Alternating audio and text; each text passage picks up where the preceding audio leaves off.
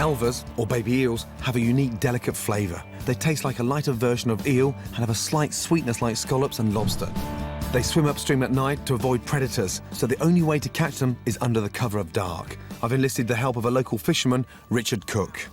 I've been on a lot of searches, yeah, but not in the dark. What the fuck are we doing here? Tonight we're going to attempt to catch elvers. Yeah. Baby eel fry at the Severn. Yeah. So And not possible during the day? Not during the day, no. No. This is our only chance. How long is it going to take to catch them? Well, I think it'll be daybreak. Honestly? Yes, I think. Throughout the whole night? I think we will be here all night, yeah. Serious? Yeah. What in the fuck is that? It's like a bathtub on a stick. Yeah.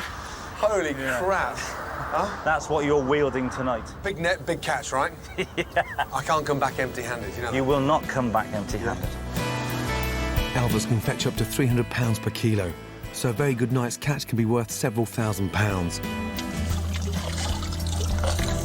That's not too bad, that. I mean, I know it's a delicacy and, yeah, totally fucking get it. But Jesus Christ, it's an extraordinary amount of work. They don't come for free, do they? We've been at it now for nearly 2 hours, and look. Fucking hell. Thank fuck they're delicious, you know that? Come on, you bastards. Jump in there. That's better. No? Yeah. No. Yeah, it's not bad, is it? Our move upriver starts to pay off as my catch becomes much more respectable. Put it this way, we're getting there anyway, aren't we? Yeah, we're done. So somebody would be glad of that for a feed. Yeah. There's a lot of back work, isn't it? Yeah, yeah. That's not bad. We're going the right way, mate. Okay, guys, how are we doing? Yeah, slackened off a little bit. And that water's dropped down again. Time to call it a night, don't you think? What do you reckon? Well, 3:30? giving it a fair shot, yeah? 4 hours? Yeah. For the amount of hard work that's gone into that, it doesn't look like a lot, but as a night's catch... I've managed to net about £75 worth, just enough for a modest breakfast. They're beautiful.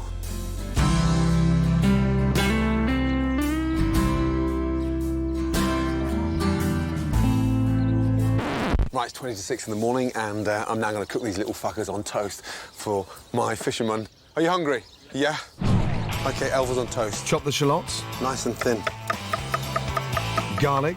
It's really important when you cook elvers to get everything ready because they cook in literally seconds. Bread in. Season with salt and pepper. Add the shallot and a clove of garlic. Nice. To a piece of paper to drain. This is where we make the flour mix to take the elvers to a different league. Powdered mustard, cayenne pepper. That gives it a little bit of heat. Salt and pepper. Now, the elvers are going to have a little bath, washing them through. Ooh, look. The drier we get them, the crispier they become. Elvers have a wonderful texture and flavour, and this coating will give them a crispy outside to complement the smoothness of the flesh. And you little fuckers are going in the pan. Putting them straight into the pan is the quickest way of killing them. Frying like this ensures the elvers keep their unique flavour. Very, very quick. Parsley, salt and pepper, lemon. And they literally take seconds. And then, bingo. Get your elvers onto the toast. Gentlemen, 6 hours to catch, 30 seconds to cook. Fantastic. Here we go. Thank you very much. Yeah? Gorgeous. That's good. You can see why it's such a delicacy now, can't you? So, same time tonight then?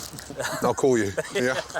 Now, usually I'd cast the line out and wait all day for a bite, hoping to land a big fucking catfish. But here, on this lake, they noodle. So basically, all you need is a big pair of hands and a big pair of bollocks. This lake is teeming with catfish, and Lee knows it like the back of his hand. We're heading to his best noodling spots with cousin Mark and his son-in-law, Josh. So how do we see them? You won't see him. So it'll be like feeling in the dark. Blind.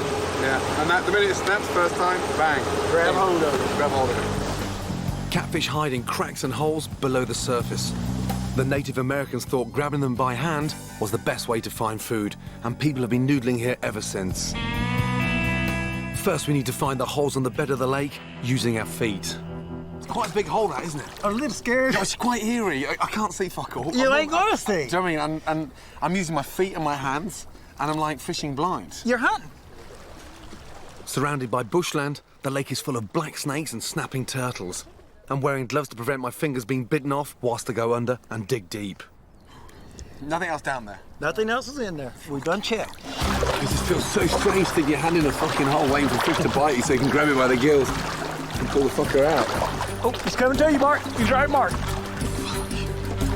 Leah's found our first catfish and is attaching a rope through its mouth underwater to help stop it escaping. Pull him out and let's see what you got. Fucking nice kicking like that. He then leaves me to do the hard bit, pulling the fish out of his hole. Shit. I see it. Oh, yeah, I see that.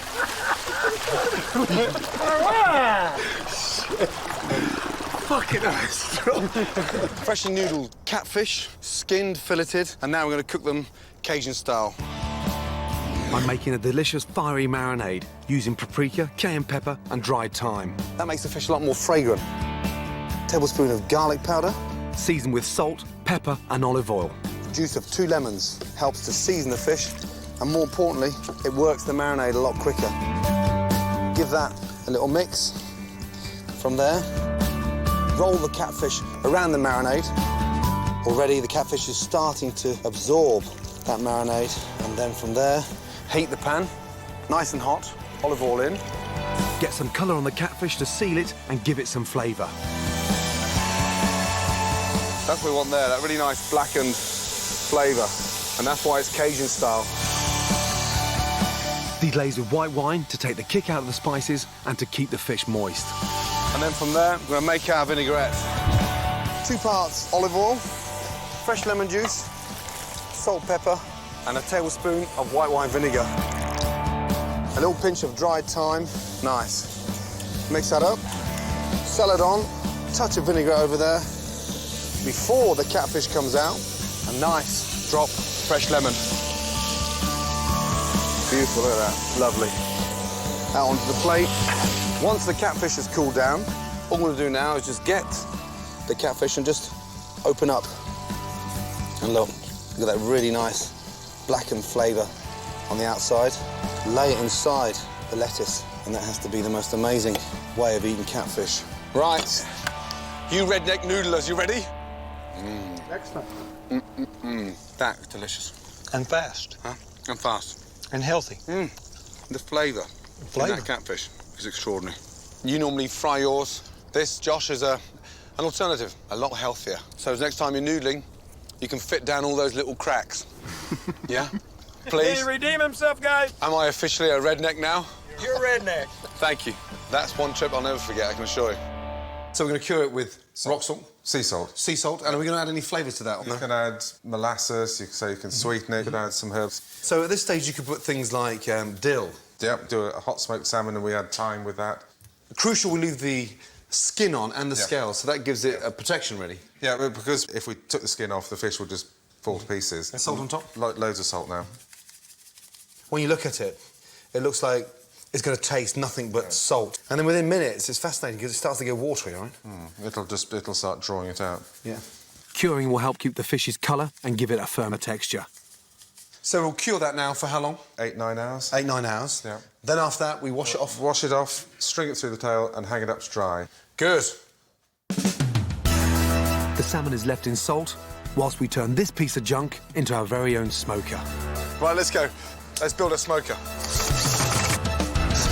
We make a compartment from wood, just about big enough to hang the salmon. So this will be a complete flat board on the bottom. Yeah. Add a couple of curtain rails and a couple of holes to let the smoke in and the smoke out.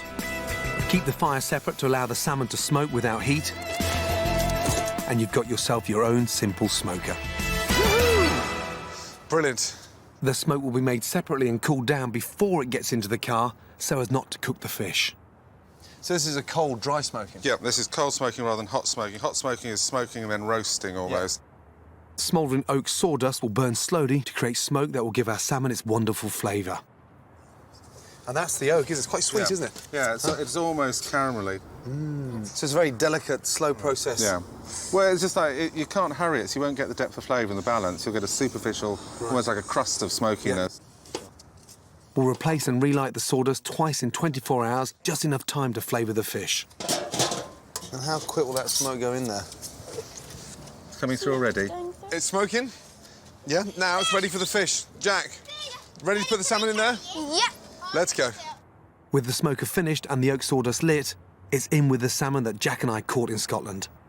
The salmon Jack's got is the one we caught, and the one the girls have got was also caught that morning, yeah? Filleted, cured, and now, for the final process, smoking. It smells quite sweet, doesn't it? Yeah. Hold that, please. Just spread them out so they're evenly. That's brilliant. 24 hours for a mild flavoured Yeah, 24 hours for mild flavour. You want to be tasting salmon first, and then the sweetness and the oaky and caramelly sort of flavour of the smoke comes along. The longer you smoke a fish like this, the deeper the flavour. We're leaving ours overnight.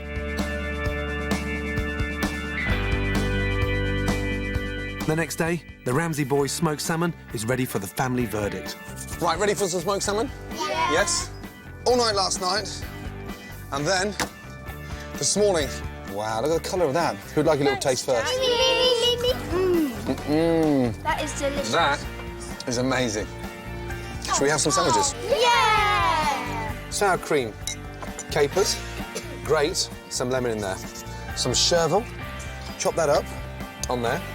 The smoked salmon goes on top. Mate, that was a lot of hard work, yeah, but the results are worth it.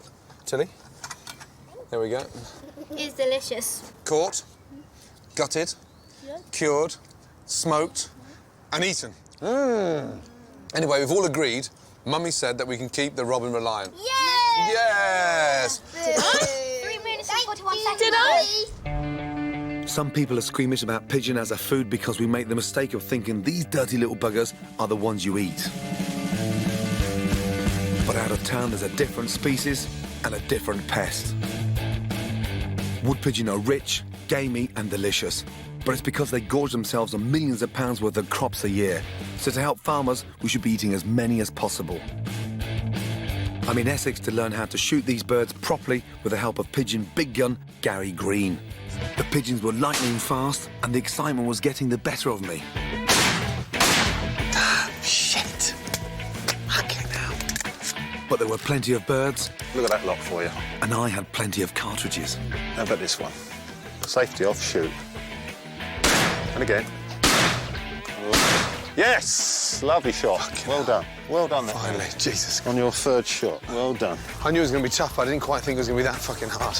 In the kitchen, I'd pluck the pigeons first, but Gary has a method I've never seen before. So you're not plucking them? No. Oh, no, it's too messy. Right. And takes too long. Yeah. So I'm just going to dislocate the wings. Yeah. Rib here, and just roll it out. So, Bloody hell. And no mess. yeah. And no feathers everywhere. So dislocate the... Just dislocate it and wind it off. And then break out right-handed. That's it. Brilliant. Yeah, and just pick that off there. And that'll skin right off. Jesus. Well done. Christ of mine, it's so much quicker and a lot easier to cook with as well, you know that? Look how rich that is. Mm. Huh? And very lean. Yeah. Lean, healthy and fucking delicious. Gary's taught me how to shoot and pluck them. Now I'm going to show him a delicious way to cook his pigeons. I'm going to do a really nice salad of pigeon, black pudding, yeah, and pancetta. Cut through the wishbone, which makes it easier to remove the pigeon breast. Nice thing about pigeon, it's slightly gamey, not too strong, but bloody delicious. That's what I want there, look. Really nice thin marbling of fat in there. Marinate in salt, pepper and olive oil to keep the pigeon tender. Whilst I'm waiting, cut up the pancetta into nice sort of lardons. Place the marinated breast in a hot pan. Beautiful. And literally 1 minute each side. Whilst the pigeon rests, fry the pancetta in the same pan. Pancetta in. We'll make a very, very quick dressing. I'm making a dressing with olive oil and sherry vinegar. The sherry vinegar gives it a really nice, tart, exciting flavour. Add salt, pepper and lemon juice. Just a little tablespoon of the vinaigrette. So as the pigeons start to cool down, it absorbs that really nice sherry vinegar. And this is where we get the black pudding. And the black pudding gives it a bit of a spice. Yeah. Just crumble into the bacon. That is a chef's dream. Smells fantastic. Deglaze the pan with sherry vinegar. It gives it a really nice sort of vibrant flavour. Drain it through a sieve onto a plate. That is fit for a king. Dress a watercress, rocket and frisee salad and add the black pudding and pancetta. Mix that through. Colours are extraordinary. But the real star is the pigeons. Look at that. I never thought an Essex bird could be so fucking tasty. Pigeon on, touch of vinaigrette. Off you go, my man. Cheers, thank you. Tuck in. Nice. Crispy bacon and a really nice pink pigeon. What a lovely way of eating black pudding as well. In a salad, crispy, fried, and the bacon. That's fantastic. I can clearly cook, but I can't fucking shoot. You know. I'm determined to get some of my dim sum past Henry and out to the diners.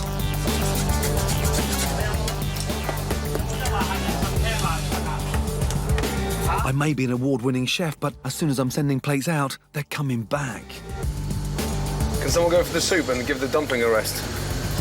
I think Fuchsia's enjoying this a lot more than I am. They're too small and there's not enough filling in them. They should be a bit more fuller. It's a pleasure to learn a new skill, but I hate getting a bollocking, even in translation. 不行。你不知道要问那个总厨还是知道？行吗？可以。 With service nearly over, it's my last chance to achieve dim sum perfection. Fucking hell. He's worse than me, that fucker, you know that? Huh? Jesus Christ. He's happy with that last one, yes? Hey, really good. Yeah. Excellent. Happy? Yeah? Good. Fuck me, thank fuck for that. Tell you. Jesus Christ. That was fucking phenomenal. Really tough to begin with and very intricate. And who would have thought that you're spending £3, £4.50 for a bowl of fucking dim sum and they're all made by hand. Extraordinary. Just goes to prove that fucking Chinese cookery is not all about a wok. Fucking hats off. Working in Henry's kitchen has really inspired me. And with lunch service out the way, I want to show him a dish of my own. Right, gonna do a little dumpling, but my mate, and see what the guys think. My Chinese-style tortellini is based on a mixture of prawns, scallops and crispy duck. The texture of the scallop and the shrimp together, delicious. I'm hoping head chef Henry will be so impressed he'll put it on his menu. All that fat off. Let me just chop that up. Really nice combination. The duck. I'm adding finely chopped ginger, garlic and a squeeze of lemon juice. Lemon juice in. OK, coriander. Finally, some finely sliced mixed veg. Texture and colour in. Keep it nice and whole so you can identify it. Right. So with these, I'm borrowing a few of John's expertly flattened skins. the scallop, really nip it together. Little tortellinis. Nice. Very good. Okay. We steam now? Yeah. 4 minutes. Nice. They look good. So what does the dim sum master and his brigade make of my duck and seafood tortellini? Thank you. You like, Henry? 呢度 What don't you like? 45分啦。如果我啲徒弟點樣教啊？ You give 5 out of 10. 5 out of 10? Little fucker. 5 out of 10. 5 out of 10. Hey, tell him there's no MSG in there either. Huh? Jesus. 5 out of 10 from these guys is high praise indeed. In another 20 years, maybe I'll merit a 6. So it's not going on as a special tonight? 廚師精選啦。 No. No. Tell him when he goes back to school, I'll take over. Okay. Yeah. Thank you very much. Thank you very much. 2 months ago, I set off on a mission to find and brew a beer that would complement Janet Street Porter's veal. It's a very mellow, creamy, rich beer. That is delicious. That I could then brew in my own back garden. Super sweet, great. That is incredible. You know, we've got some nice hops and we'll get a lovely, smooth, creamy flavour to the beer. That's like a witch's potion when you stir it. A around witch's with a potion? stick. Excuse me. Hey, this is your dad's very own beer. Let's hope this fucking works. Fuck it. 9 days later, the brew was ready to be transferred into an oak bourbon barrel, where it spent several weeks absorbing the barrel's unique caramel flavour. The barrel, this is where all the flavour comes from. So we're going to put the beer in here for 30 days. And it's going to transform it, add a lot of oak character, a bit of vanilla. We just need to pump it into the barrel now. Yep. So I've brought these staves just to show you. This is a part of an oak barrel. Right. Right? It's been used for bourbon. Yeah. Before they fill it with bourbon, they char it, they fire the inside. Incredible. And that's why you've got this black coloration. It's charcoal. Surely it would make the beer darker, though. No, it doesn't make the beer darker. It actually takes a bit of colour out. And you can see this layer here. It's where the bourbon has previously soaked into. And it's changed the flavour of the wood in there. So that now, when our beer's going in here, that flavour that's in there comes leaching out and goes into the beer. And that's where we get the sort of vanilla, the creamy character of this beer. To get it all. Canny Scottish trick there, tip the barrel. Come on, get it all. Only Scotland can get that one in. Right down to the last wee bit forward. Come on, you bastard. Oh, Jesus. I think that'll do us. The smell is amazing. It's sort of biscuity, creamy flavour. Unbelievable. I mean, it's just getting better and better and better. This is going to really change things. Seriously. Really transform it. There we go. 2 months later, the beer is ready to be bottled and drunk. A house-proud Tana has had to put up with a lot over the years and has drawn the line at me building a beer bottling plant in the garage. Bloody hell. So Dougal and I wait out a view of my house to meet a man with a mobile bottling solution. So this guy has got a bottling line on the back of this lorry. So this thing's mobile, travels around the country, bottling beer? Yeah. Unbelievable. My God. I can spot the barrel. Bloody hell. This mobile bottling unit will cool and filter the beer, removing any remaining yeast and then carbonating it to give it a light fizz. My first ever bottle, homemade brew. It needs to be perfect. It's too late to start over. Oh, it's fucking delicious. Brewing my beer in the whiskey-soaked oak barrel has really paid off. It's extraordinary. Next one. My very own beer. The flavour will work brilliantly with Janet's veal. So the exciting thing now will be coming up with a veal dish that can match that. You got something to base it on there. Yeah, absolutely. Not just a sort of flavour, absolutely. Oh, Jesus, look. That's definitely overkill. I feel like I'm fucking Willy Wonka, Charlie and the Chocolate Factory. I think we've got a unique homemade bottled beer there, don't you? Yeah, I'm looking forward to something it. that I'm very happy with. I can't wait to see the feedback in the dining room. Sure. Beautiful. What a process. Can't wait to taste it alongside the veal. Now, one more job, the labels. I think I'll get the kids involved with that. I've come to Andalusia in southern Spain, which for the past 25 years has hidden one of the Mediterranean's best-kept secrets. If this caviar is as good as the real McCoy, the proper beluga, then this could be a fucking amazing find. Here in Spain.